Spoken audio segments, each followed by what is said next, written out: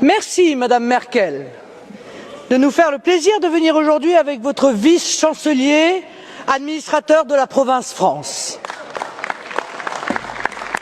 Monsieur le vice-chancelier, j'aurais aimé pouvoir vous appeler Monsieur le Président de la République, par respect pour votre fonction, mais pas plus que votre prédécesseur, vous n'exercez cette présidence.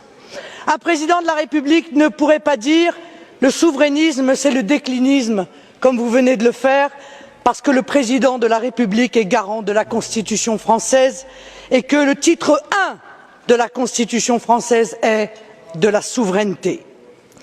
Un président de la République ne peut ignorer avec constance les intérêts de la France. L'intérêt de la France, ce n'est pas de se soumettre aveuglément à une politique décidée à Berlin, Bruxelles ou à Washington.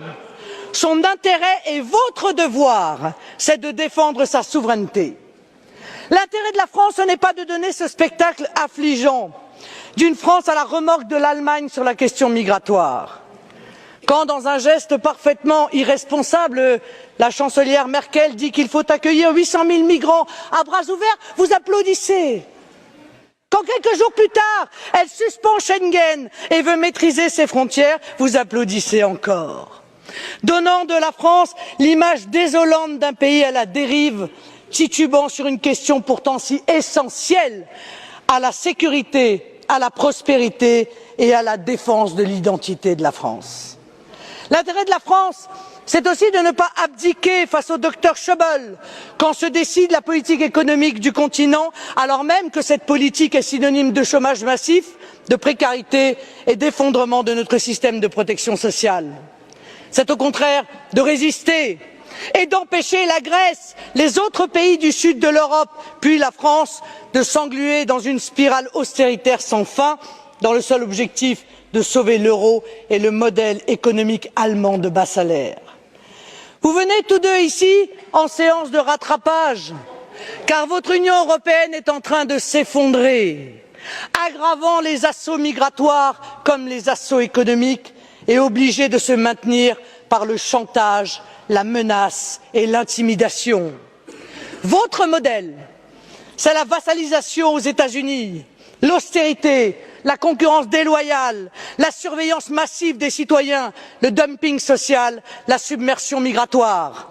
Je porte un autre modèle qui rassemble aujourd'hui les peuples d'Europe, celui de l'indépendance, de l'Europe des nations dans un monde multipolaire, du protectionnisme intelligent, eh oui, des libertés individuelles, de la défense